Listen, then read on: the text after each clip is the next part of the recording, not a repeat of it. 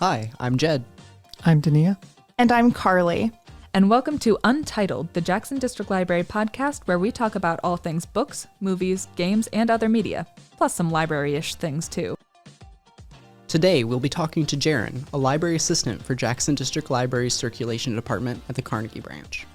Jaren is here to talk to us about My Hero Academia specifically, and tell us more about some of the great manga and manhwa that's out there too. But first, let's talk about what's new and upcoming at JDL in January.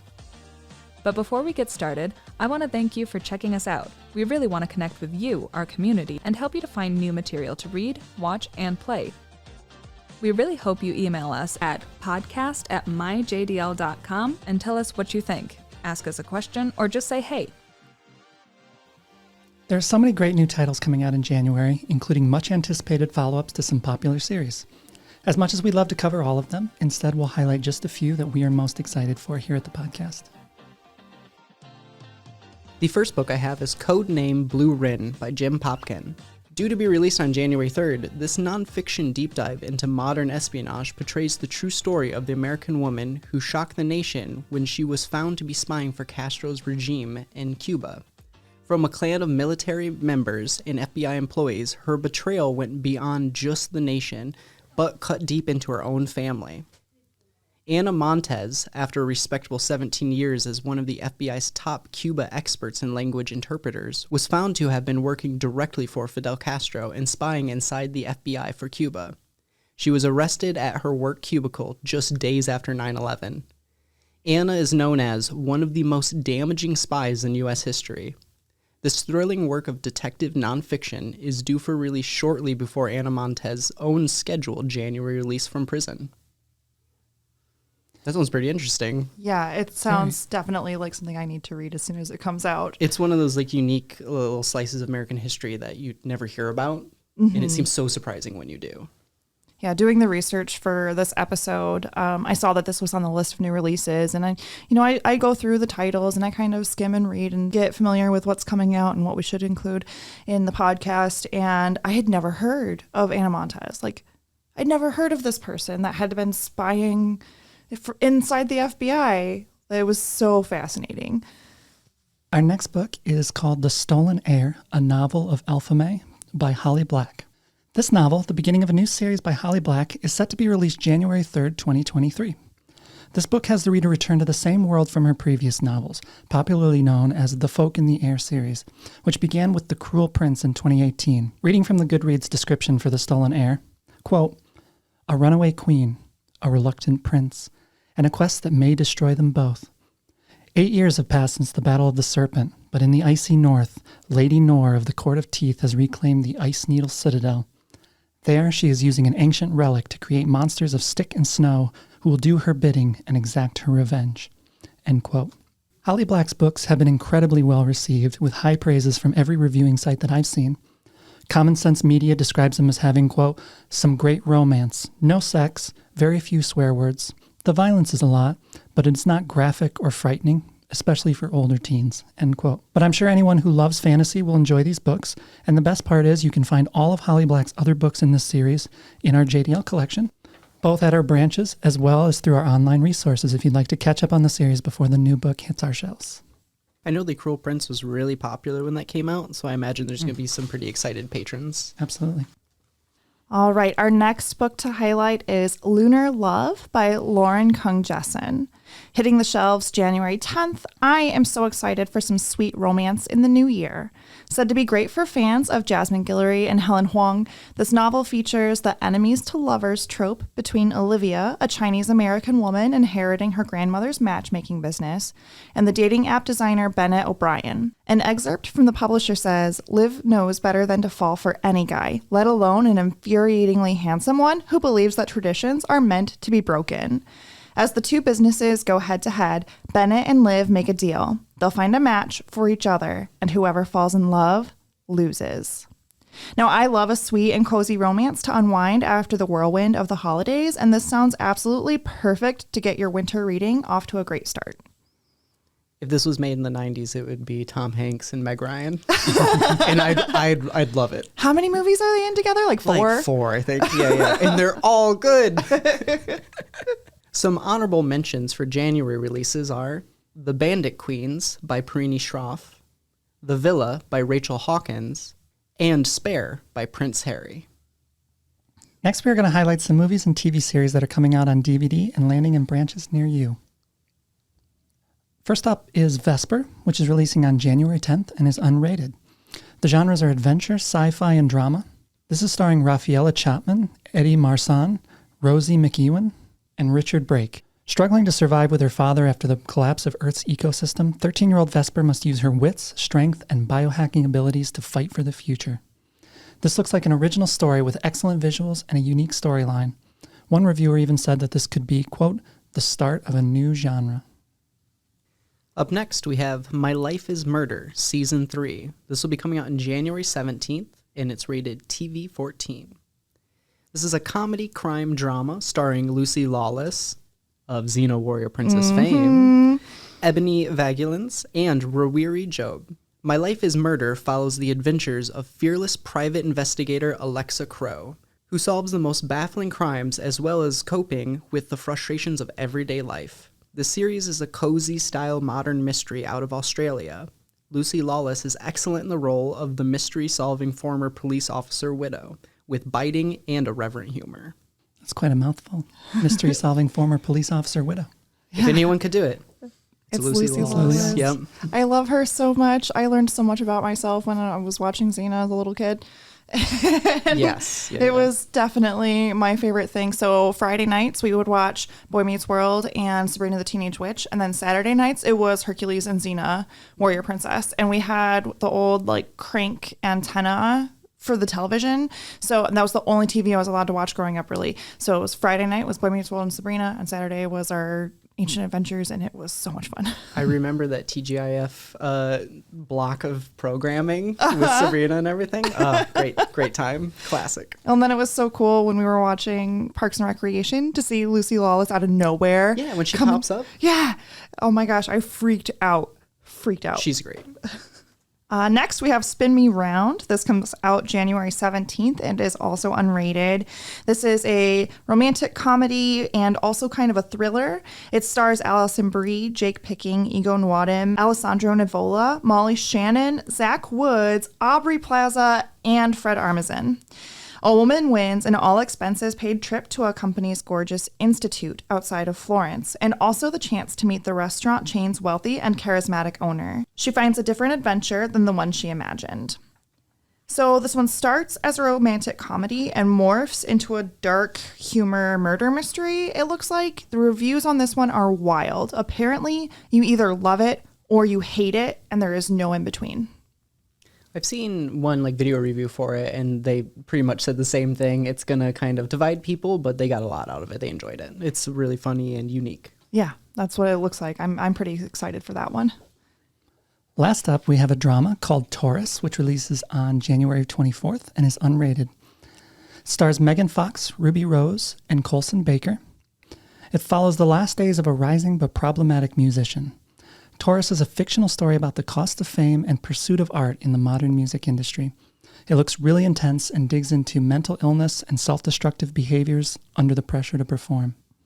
I hadn't heard of that, but it sounds really interesting. Yeah, the visuals, I watched the trailer for it, and the visuals look really intense. It uses a lot of lighting that looks like neon lighting, so it's really bright neon colors, a lot of purples and blues and pinks, and with a really high contrast, so it's that against a very black shadows. It sounds almost like an old-fashioned like noir, or like a modern take on like a noir style. Yeah, I was thinking like a Italian giallo, where they just like for emotions and stuff, instead of having it necessarily happen to the character, they're just like blast you with a heavy neon red light or whatever. Yeah. It sounds really interesting, but I love unique cinematography like that. Yeah, then that's what stood out to me, I think, the most when I was looking this up. I mean, it seems like a really cool story. It seems like it could be a really intense story and film, but the visual framing that I saw in the trailer just sucked me in. Awesome. January is a slow month for movies coming out on DVD, but there's still several that we couldn't get to today. Be sure to check out more titles like Star Trek Prodigy Season 1, The System, and The Friendship Game by visiting our website. Next up, we have a couple of staff picks. These are recommendations from our staff members for things that you might enjoy. Our first staff pick today comes from Diane from the JDL administration staff. She says, I love to listen to Small Town Murder and Sword and Scale. They're both podcasts about murders around the U.S. Both are graphic in their description of the crimes, and some are left unsolved. Small Town Murder pokes fun at the accused, but never the victims. They do use inappropriate for kids language, but I find myself laughing at their silliness. They've even covered the murder in Jackson of the owner of the former Kip's Taco and his wife in the 80s. Sword and Scale isn't bad. Sometimes I think the narrator isn't liked because he tells the facts, but not how he got them, and some people have told me they question, quote, how he knows, but it is interesting to me how he presents the stories. Those both sound very interesting. Thank you, Diane. Yeah, that sounds really unique. I always love the podcast recommendations, so thank you. I actually listened to the episode of Small Town Murder about that takes place in Jackson. That's the only one I've gotten to, and I was like, yeah, this is great. I'm going to listen to the whole podcast. Was it the Kip's Taco one? Yeah. Okay. And then I never went back to the podcast, but I need to because I actually have several friends who listen to it that really enjoy it too. I'll have to check that out. I mean, I remember when I was younger, that was like an urban legend. Everyone whispered about it in the hallways of school. So I'm excited to find out what was fact. Up next from Jesse of the Carnegie branch, they wrote to say, I recently finished reading House Magic by Erica Feldman.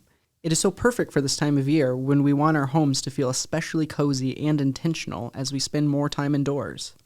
It's also a great time of year to read this for folks who are magically inclined or interested. I learned a ton of practical design tips along the ways to be intentional about the energy of my home. And I looked this book up after Jesse sent in the recommendation, and it looks really sweet. So it is a book of magic and spell work for the spiritual pagans, Wiccans, that kind of thing in our community. And it has a lot about coziness and welcoming the season and preparing your house for the season. And it just looks really cozy. I'm really into it. Looking for some material suggestions but want something more specific to you? Head to our website at myjdl.com and select the JDL Picks option under the Explore header at the top of the page. That will take you to a form where you can fill out all the specifics you're looking for. Within a few days, one of our staff members will email you with a list of materials they've selected based on what you asked for. And you can also ask that they place these as holds on your hold shelf, so it's like a surprise every time you go into your branch. Next, we're going to highlight some of the events going on at JDL in January. First up is the Ski Lodge Escape Room, which begins January 2nd at the Carnegie branch. Your fun and relaxing trip to a world-famous ski lodge changes drastically when you get news about an incoming blizzard. Now you need to get safely out of the lodge before the storm arrives. Groups of 8 are encouraged, but not required. This activity is best suited for ages 6 and up. Registration is required. There are several dates and time slots available, so you are sure to find the one that best fits your schedule. If you've never done an escape room through the Jackson District Library, they're tons of fun. They're really great for family events or getting a group of friends together. Just really engaging, really fun, and you'll be surprised at how challenging and rewarding an escape room can be. January is National Poverty Awareness Month, and so we have several instances of our Community Assistance Informational Series happening at the Carnegie branch. It is every Friday in January, which includes the 9th, the 16th, the 23rd, and the 30th, from 11:30 a.m. to 1 p.m. Are you in need of resources and don't know where to start? Join us at the Carnegie branch and meet with representatives from several community organizations dedicated to helping out the Jackson community. Each week, we will have a different organization that works with different needs, and informational handouts will be available for patrons to take. Next, we have Sit and Stay Fit. This is going to be on January 10th from 3 p.m. to 4 p.m. at the Summit branch. Join Julie Weisbrod, Active Aging Program Coordinator for Sit and Stay Fit during the community coffee time at the Summit branch. Participants learn seated exercises to improve balance, strength, and flexibility. This program is designed for adults 50 plus at all fitness levels. All right, January, we are doing another book tasting. Staff from across JDL discuss what they are reading or listening to, playing, and watching, why they chose those titles, what they like or maybe dislike about them, and who they would recommend those titles for. Patrons have the opportunity to ask questions, give their own reviews, and talk all things books. This event will take place on Zoom and Facebook Live. Visit the website for when the Zoom link becomes available. The last program we want to highlight is the Royal Tea Party taking place at the Eastern Branch. This is going to be taking place on January 21st from 2 p.m. to 4 p.m. Enjoy a royalty party at JDL. Meet royalty, create your own crown, and enjoy snacks and stories. This is intended for ages 7 to 12. Space is limited and registration is required. For more information on these and many more events happening in your area, check out our website at www.myjdl.com/events. With us today is Jaren, one of JDL's great library assistants from the Carnegie branch. He is here to chat with us about My Hero Academia by Kohei Horikoshi. This is particularly exciting because Jaren is a manga and manhwa enthusiast, and we wanted to talk about all things manga today. Thanks so much for joining us. So what did you bring for us today? I brought My Hero Academia, which is both a manga and anime by the creator Horikoshi. It's set in the future a little bit, and it's about like superheroes and things like that. Awesome. I saw that this is a Shonen Jump like serialized release. Is that still being published or is it finished up? It is still coming out. I'm getting to listen to a new, or read, not listen to a new chapter Monday. Dang, so if you're digging what you're going to hear, then there's a lot to dig into, it sounds like. There is. Awesome. So what's Shonen Jump? Shonen Jump is like it's a serialized, is it monthly? Specifically, this one's in Shonen Weekly. Oh, okay. But there's a few different shonen, to my understanding, where I think there's monthly, I think there's weekly, and then there's potentially one more. Yeah, but it's like a really big publication. Oh. And they, everything from like some of the biggest series have been in shonen. Didn't Dragon Ball was like a shonen. One Piece for sure was shonen. Naruto is a shonen. So a lot of like the ones that make a really big jump to the US or to other countries are shonen like mangas. Okay. Yeah. Do you mind sharing a little bit about what shonen actually means in case our listeners don't know? Correct me if I'm wrong, but it does mean male ages like 5 to 99 or something like that. Okay. So is it saying like, hey, this is for everyone? Yeah, essentially, it technically is like for boys, but like, I don't know. I know a lot of people that like showed it Gotcha. Gender irrelevant. That was more like a classical naming scheme, and that's been thrown out the window. Yeah. Gotcha. They just stuck with it. Yeah, my understanding is that it tends to be, the characters tend to be oriented around younger men, and there tends to be a lot of action and fighting and adventure and that kind of subject. Knowing the publications or the series that have been featured in that makes sense. Mm-hmm. Yeah. So when did you first read My Hero Academia?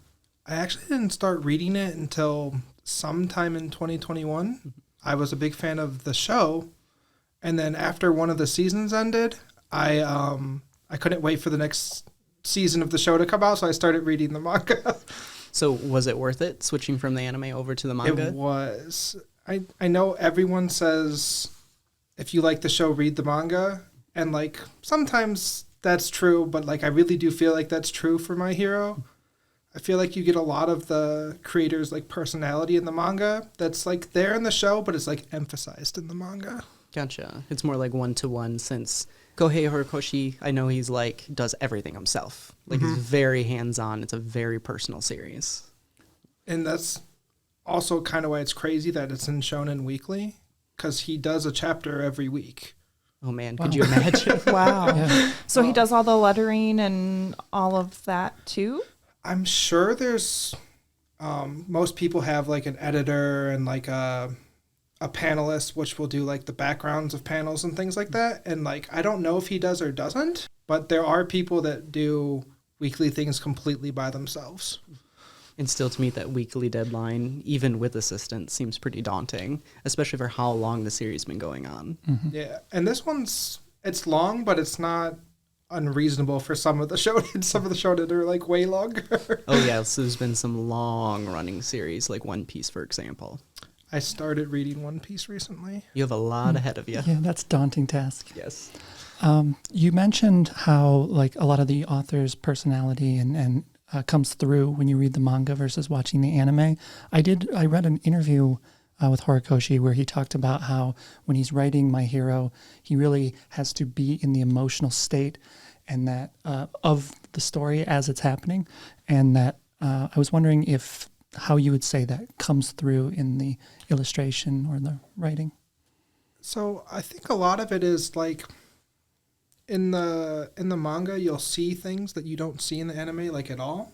Like usually at the end of the chapter, at least in his earlier chapters, there's like little blurbs and shorts about the characters and like things that I didn't even know when I was watching the show came forward in the manga. Like one of the characters has like no legs and he uses prosthetics, and like in the show that's not like made clear. Oh, it's not like addressed. Yeah. Gotcha. So you get a little bit more depth in the manga. Awesome. Absolutely. Cool. Well, I'd love to know a little bit more about what My Hero Academia is about. Can you tell me some of the story? So I'm gonna do my best to like entice people into wanting to get into this without giving spoilers. Perfect. Because I really do think there's a little bit there for everyone if you're willing to give it a chance. It follows the main character Midoriya, who is one of the few people that doesn't have a power in this like super powered world. I want to say it's 1 in 5 people, but it's not. It's even like less than that now. So he's very unlucky to not have a power. Okay, so you're more likely to be a superhero or have superpowers, I should say, than not. Exactly. Gotcha. Almost everyone has some sort of what they call a quirk, and he is quirkless. The thing he wants more than anything is to be like All Might, who is like the best hero. So that's what they like idealize. Mm-hmm. Yeah. When he was younger, he wasn't showing any signs of a quirk at all, and he went to the doctor, and they told him that his one bone was like longer, which was like the sign that he probably won't ever develop a quirk. He like struggles with that, and it really discourages him at first, but then he decides he's going to be a superhero anyways, even without a power. And then through events happening, he ends up gaining a power. And I can't really say which power without potentially spoiling like a lot. So it's like exciting when you get to that step. Oh. And it happens very early on. Okay. Like probably within the first volume, he gets his powers and he gains the recognition of All Might through an act. And All Might's like, well, if you want to be a hero, I can help you with that. Ooh, so his dreams kind of come true. Kind of, yep. Interesting. That's exciting. It's My Hero Academia because he trains really hard under All Might, gets his power, and then it's about him starting his high school life at the superhero like training school, essentially. So it's full of other like superpowered individuals. Yep. Yeah. And then he's there's 2 superhero classes for the freshman year, which I believe is actually like our sophomore year because there's 3 years of middle school in Japan. He's one of the 20 students in class A, I believe. And then there's 20 students in class B as well. So only 40 superhero course students. Do they like pit the classes against each other or? A little bit, yeah. Okay, gotcha. A little bit of rivalry. And the rivalry kind of ebbs and flows, and like class B doesn't come in for a while, but then they like come in and they do like exercises against each other and stuff like that in competitions. Awesome. That creates, I imagine, good drama. It does. And it was really exciting meeting the other students for the first time. Because even like the 19 other students around Midoriya are all very varied and different and exciting. And some of them are like very out there with their powers and stuff. And some of them are like, this guy has a tail. I'd read that if you're a fan of Marvel Comics or DC Comics, but most importantly Marvel, because lots of comparisons between the Marvel Universe and this, that if you've never read manga before or watched anime, this, especially if you're an American like comic book fan, this is a great starting point for you. And yeah, I totally agree with that. It explains the world in a way that it's like, okay, yeah, I get it. Gotcha. Like it clicks easy. Yeah. So I definitely would put it as one of the ones I would recommend for a newer person in the manga, Like especially if you like starting out. heroes. Yeah. While we're on the topic of who we recommend it to, one thing I noticed while I was going through reviews online about the manga was that there were a lot of parents who expressed frustration at buying this as a Christmas gift for their younger kids and then finding that it wasn't quite appropriate. And I mean, obviously every parent and child is different in terms of what they can watch, but in your opinion, would you say that this is something that younger kids should avoid, or? As you said, it really is going to depend upon the kid. I would probably say like 13 plus, like young teen is okay. Gotcha. And then like I even think some kids would be okay with it. And early on it's relatively slow paced and easygoing, but like it really does ramp up and the story can become quite dark at points. And it's definitely not one of those stories where like the good guys always win and it's happy-go-lucky and like, you know, bad stuff does happen, and where I'm current in the book, bad stuff happens a lot, frequently. It's got a little bit of grit to it. It does. It's not quite like Game of Thrones, where your favorite character is constantly at peril of dying, but it's... So is it more like tone and themes and less explicit visual violence? There's definitely some explicit visual violence. Gotcha. I guess I don't know if I would use the word explicit for a lot of it. There are certainly scenes where it's like, oh, dang. Oh, like that happened. But I wouldn't say it's like, it's not gratuitous like gore and stuff. Gotcha. There is lots of violence though. Okay. Sometimes animes will censor things that are in mangas. Like Tokyo Ghoul is a really good example. Tokyo Ghoul was like rated R and it was still censored from the manga version. Okay. And I didn't really feel that in My Hero. Like, I feel like the manga and the anime line up in rating very well. Okay. Yep, they weren't like heavily censoring or editing things out. Yeah. Naruto is another really good example where the manga can be quite gory, but then the show's really not. A lot of the blood and stuff is edited out. It's made for more of like a wider audience. Correct. So I have a question about the pacing of the book. It's a serialized, so how did you feel that affected this type of material? I feel like it's paced really well, actually, which can be hit or miss, in my opinion, in a lot of manga or even just anime itself. It starts out, I don't want to say slow, but starts out at a nice pace where you're getting in and you're getting like fed like moments of epicness, where it's just a basic story, but there's like, oh, that was really cool. And like I can think about the exact scene that like hooked me into it. So it's like instantly engaging. But not like overwhelmingly so. Okay. Like it's just like, oh yeah, they're like going to school. Even though it's a school for superheroes, it is just like your school life. I feel like that does a really good job introducing everything to the world. But then as it goes on and gets deeper and deeper into the manga, it really starts to like pick up pace. At a certain point, there's like no more breaks. And it's just like crazy event after crazy event, but in a way that makes sense. Like the whole beginning started slow to like build up to this. It's like going off the top of a roller coaster, and it's just like pure excitement. Do you feel like each issue, like, is you're right into the thick of it, or because there is breaks between, does it do the thing where it's like, and tune in next time, and you get like a big cliffhanger, or is it just you're right into it? I struggle with knowing like the actual manga issues because I've just read it on like a thing that doesn't separate them into issues. Oh, gotcha. So it's been like collected together? Yes, essentially, because I read it on the Shonen Jump app. Gotcha. And it has the volumes on it, but it doesn't tell you when you've started the next volume. But as far as like the anime goes, it starts out, because it follows pretty one-to-one. It starts out very like not too many cliffhangers, much more just like easing you into it, and then like Season 6 just started airing here in winter. Every single episode's a cliffhanger because there's just so much crazy stuff going on. Oh, wow. That's pretty interesting. I wonder how long you can keep that up, or if it's like that's it naturally culminating to something.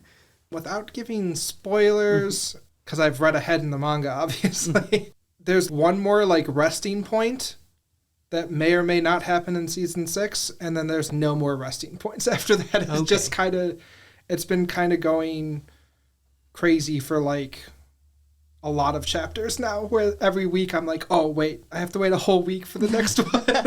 It sounds exciting for something to have done like I mean, not even necessarily a slow build, but a build like that. And so it's reaching like fever pitch now, and it's just constant. I kind of dig that. For a lot of people, someone who started at the beginning, because they started coming out in 2014, they had a lot of time of the like slow build up. But I started in 2021 reading it. So like I kind of got to cruise through the like slow build up because it was all out already. And then I kind of just got to go straight to the exciting parts. I think there's something to be said though for like nowadays we don't get a lot of like TV shows and stuff that are released like weekly. Everything's kind of just streamed and released all at once. So there's something nice about having that pacing and having to wait a little bit for each issue and getting the anticipation and the suspense of like a good cliffhanger. I was going to say, it sounded kind of dangerous you saying on the Shonen app that it doesn't tell you. So you could just scroll for days. And like us, our readers here, we're all readers that, I mean, I'd be up all night. I wouldn't stop. Never. Just constantly so the Shonen turning. app does only let you read 100 chapters a day. So there's like a built-in like, okay, you should probably put it down now.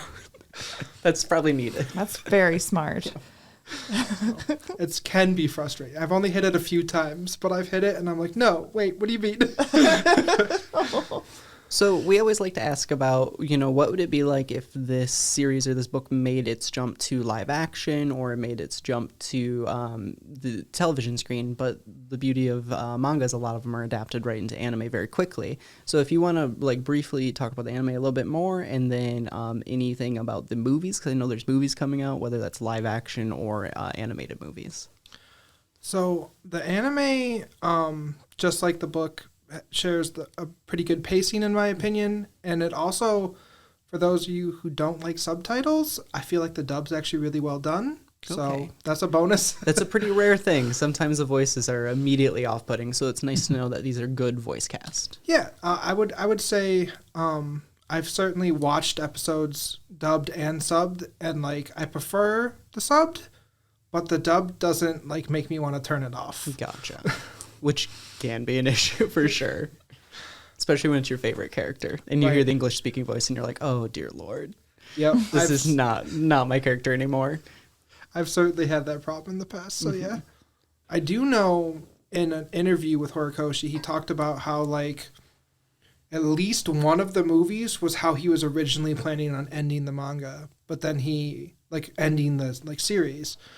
But then he like thought of so much more story that he wanted to tell and like decided not to use that anymore. Ooh. Oh, that's pretty cool. So yeah, he found more inspiration within the series to keep going. Yeah, because I imagine when you're writing a weekly shonen, you probably burn out or you hit like an end cap. But it's cool that he's still finding inspiration about this universe. Recently, we haven't been getting it quite weekly, which I think is perfect. Like, let the author and creator and writers and drawers like rest, please. Yes, take their time. Yeah. Because I get into so many series, and then like the creator will not even burn out, but like physically be unable to do it anymore, and like get really sick or like have really bad hand problems. And it's like, if you really care about the series, like let the creators like take their time and like actually take time off and things like that. And it's a really bad problem right now with weekly series where like a lot of authors are like essentially, I don't want to say killing themselves, but essentially to like get the chapters out. Yeah, like pushing out work to the detriment of their health. Mm-hmm. Yeah. I definitely think that's a lesson that can be learned in a lot of industries, especially around entertainment. Mm-hmm. I know the anime industry has a really rough go at it. The workers, just what they're expected to do, the hours, and the like you're saying, like the hand issues and stuff. Like you got to do your work, and it's to the detriment of their health. The part that frustrates me even more is like they always get on and they like apologize for not being able to put out a chapter a week, and it's like, no, like that's not something you apologize for. Yeah. like you shouldn't have to apologize for not giving us another gift, right? You know, I don't know. It's something that I've grown to be very frustrated with recently. So, lesson creators, take your time. We like it more that way. We don't want to read your stuff and feel guilty. Right. At least those of us that are understanding, you know? Yes. Yeah. That's a good point, because then there's the other half of the crowd is like, I just want my weekly release. Right. And then also there's, I believe, 3 movies that are all I've heard really good. I personally haven't had a chance to see them yet. Gotcha. Are they sequential, or do they follow within the story? Or are these like independent you could watch at any time? Do you know that? I believe they are in the story. So like the first one will be at like X time and the second one would be like X time in the story. So they're like injections into the story. Okay, so if you're beginning to watch the anime, it can be daunting seeing how much there is, but it's nice to know, like, just watch this volume 1, then you can insert that movie, then watch this next step. Okay, so it's a bit more manageable. Yeah, and like none of the movies, like I said, I've heard they're really good, but they're not considered canon. So if you completely miss out on the movies, like you're not missing out on any like official story. Oh, they're so just it's more very for digestible. Fun. Yeah. Yep. I saw that they had begun adapting it for live action. I know like people are really excited about that, so we'll see how that comes out. I'm thinking it says it's going to be coming out next year, so we'll see if we get it in the US and who's going to stream it.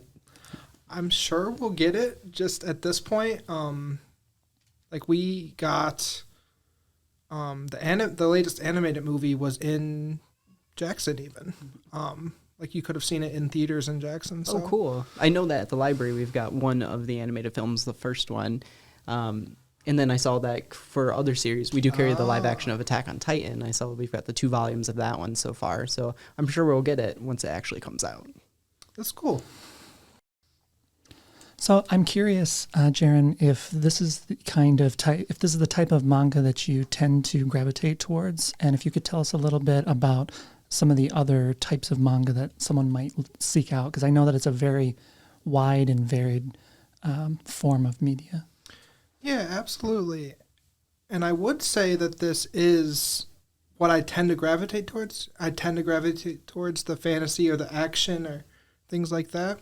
But there is so much media out there. There's like Slice of Life, which is like your more relaxing, like your comedies, usually very realistic, but not always. There's the actiony stuff that I like. There is just comedies and parodies and stuff on sports. Both like I've heard a lot of the sports animes are people describe them as what it's like to actually play the sport, like what it feels like to play the sport, even though it's like super exaggerated. There's a boxing one, and a professional boxer watched it and reviewed it, and he was like, that's what it feels like to box. It's not what it looks like, but that's what you feel like while you're boxing. That's the cool thing about anime is because it can be so fluid and dynamic. So with sports especially, you can really accentuate that. Mm-hmm. I watched one on sports climbing, and I knew nothing about it, and then all of a sudden I like found myself like Googling it and like watching the Olympic sports climbing and like all sorts of stuff, and it's like it was all just off a anime I watched a few episodes on a whim of. One of my favorites is just like a random slice of life Japanese students who are into jazz music, and it's set in the 60s. And it's wonderful, and it's just like 6 episodes. It's great. But I think like what we're getting at is with manga, you can think, or if you don't know much about it, you can think it's just like one genre or it's one note. But that's like just saying movies. It's just like one note. It encompasses, like you said, Nia, so many varieties and so many different types of genres out there. So there's a lot for you if you're looking to start in. But it sounds like My Hero Academia is a great starting point. It certainly can be, and like I struggle to recommend anime and manga to people, not because I don't think there's something that they would like, but because I want to recommend something that I will think they're like. So if someone's like, oh, what would you recommend for me? I like to know a little bit about them and then like recommend them an anime or a manga that aligns with their interests. My Hero Academia is great, but if you don't like superheroes, it's not going to be for you. Yep. Like that's the conceit of the whole thing. Yep.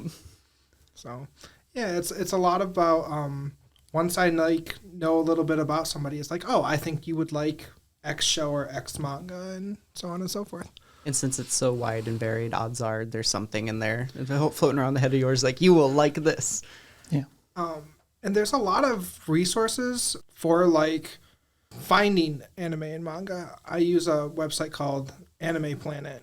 If there's like one that you liked or one that you remembered, not only can you find it on there, but like it can tell you like if you like this, you'll probably like these things. So it's like a novelist or like a read-alike kind of thing.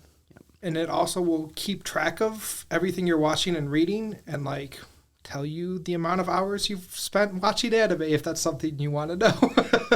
Well, this is like a perfect segue into other types of, or other books that you're reading, manga books. Is there anything that you're excited about or you've been reading that you'd like to tell our listeners that if they're just beginning to get into manga, if they don't like the heroes, like some other options for them? I think a good one for just like, it's definitely a comedy, it's like a slice of life, but still like a little out there and goofy is a new one called Spy Family. There's a X in between the Spy and Family, but you just pronounce it as Spy Family.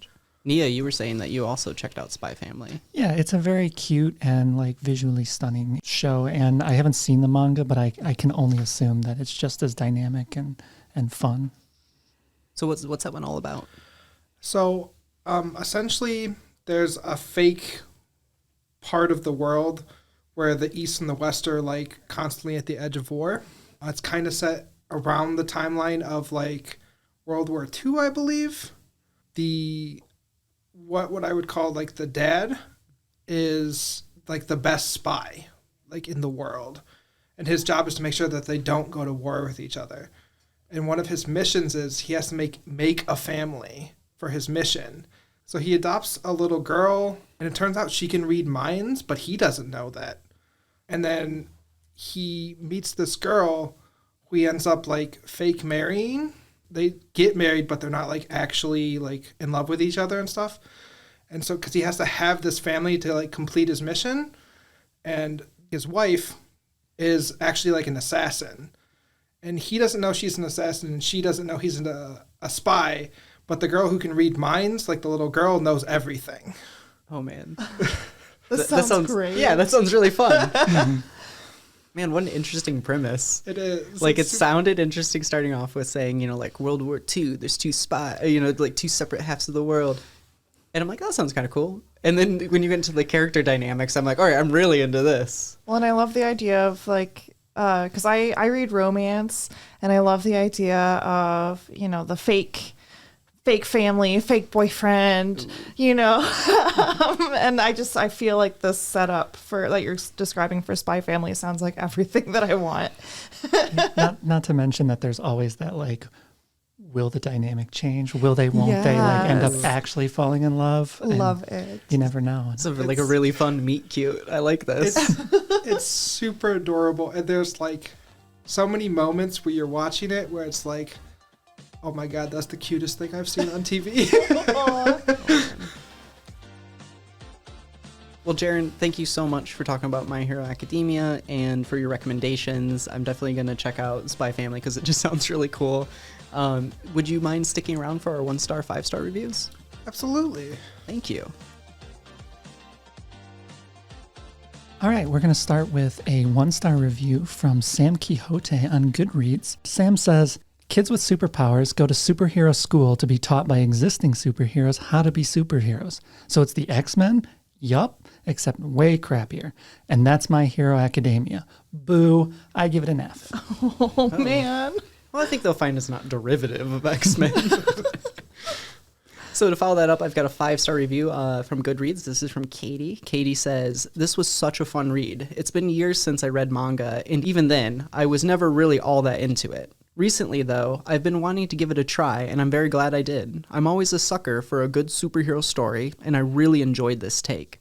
The characters are immediately lovable, and the action was fast-paced and engaging. I'm excited to continue the series.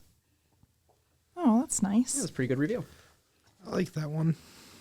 All right, next up is another 1-star review from Sarah, also on Goodreads.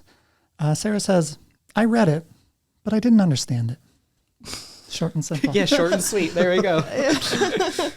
So to follow that one up, we've got a 5-star from Miriam. Once again, Goodreads. Miriam says, dang, what did I just get myself into? A new obsession? Yeah, probably.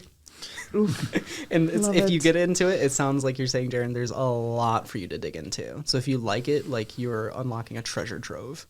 There's a lot of content. Some things I didn't even talk about is there's like video games too. Oh, So- dang. Oh, my gosh. Yeah, that's a great point. Yeah, and I know that we've got a lot of that material. So if you're interested, put them on hold at the library or come in your branch and get them. All right, next up is EH on Amazon.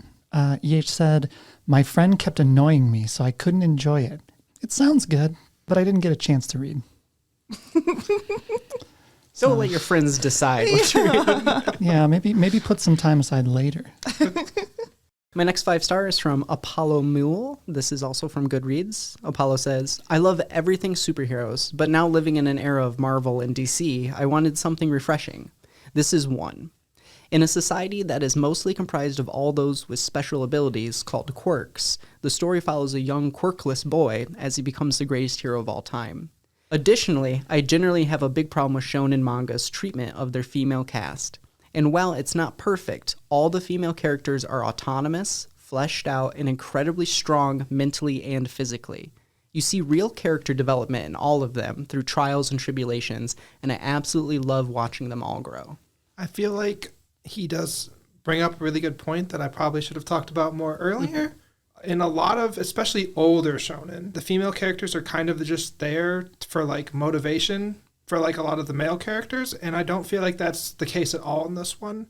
You see like actual growth in a lot of the female characters, and like the male characters don't treat them differently because they're female. One of my favorite characters in the show has to do a battle with one of the female students, and like he treats her as an equal and like doesn't go easy on her, and like he actually gets a lot of flack from that from the crowd.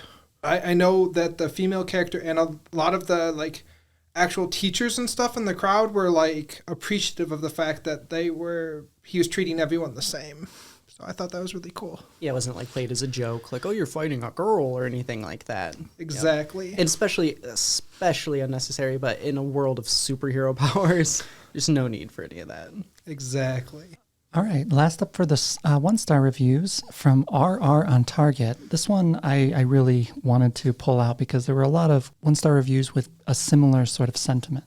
So RR says, quote, binding is on the wrong side. You have to read the book from back to front, which is super frustrating after waiting for this to be shipped. Has anyone else had this problem?